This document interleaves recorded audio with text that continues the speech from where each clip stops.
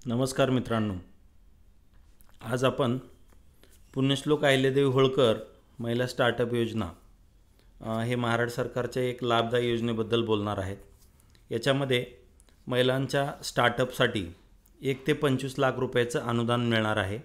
त्याचा GRE आलेला आहे आणि त्याचे अर्ज सुरू झालेले आहेत। तर आपण याच्याबद्दलची आत्ता माहिती जाणून घेणार आहोत। हा जो तुमच्या समोर जो आत्ता दिसतोय हा महाराष्ट्र शासनाचा GR आहे।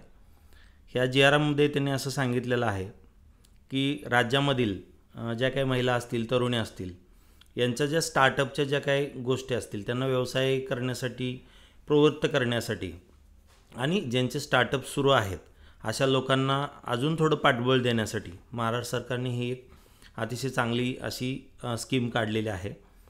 त्या स्कीमचं नाव आहे पुण्यश्लोक अहिल्यादेवी होळकर महिला स्टार्टअप योजना। इथे समोर तुम्हाला दिसते। तर याच्यामध्ये या योजनेचे जे काय उद्दिष्ट असतील त्या उद्दिष्टाबद्दल आपण आत्ता बोलणार आहे।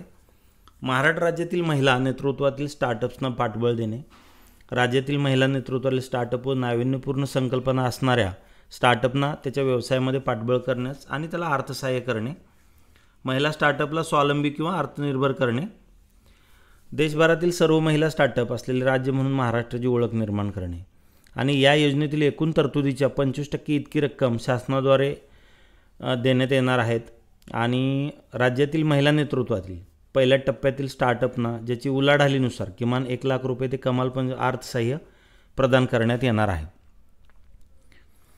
आता या योजनेमध्ये लागणारी जी पात्रता आहे त्या पात्रतेबद्दल आपण आता बोलणार आहे।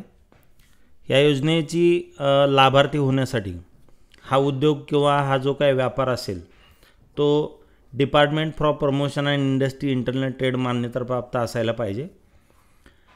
सदर स्टार्टअपमध्ये महिला संस्थापक यांचा किमान 51% वाटा असणं आवश्यक आहे।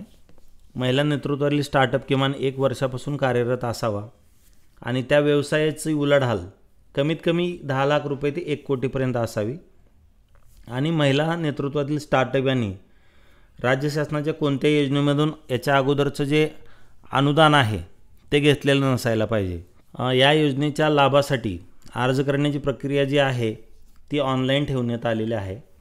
ह्या समोरची जी तुम्हाला वेबसाईट दिसते msins.in या वेबसाईटवरती जायचं आहे तुम्हाला आणि याच्या कोणत्याही प्रकारचं शुल्क म्हणजे शुल्क कोणतंही भरायचं नाही आहे तुम्हाला।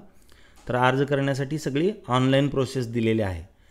तर त्यामध्ये तुम्ही जर या MSINS वेबसाईटवरती गेलात तर तिथे तुम्हाला ज्या ज्या डिटेल्स दिले आहेत त्या भरून तुम्ही अर्ज करू शकताय आणि या वेबसाईटची जी लिंक आहे ती तुम्हाला आपण आपल्या डिस्क्रिप्शन बॉक्समध्ये दिलेली आहे आणि हा जर GR ही तुम्हाला पाहिजे असेल तर हा GR आपण इकडे कनेक्ट करणार आहोत। धन्यवाद मित्रांनो। अशाच नवनवीन माहितीच्या व्हिडिओसाठी आपल्या चॅनलवरती पहिल्यांदाच आला असाल तर चॅनल नक्की सबस्क्राईब करा।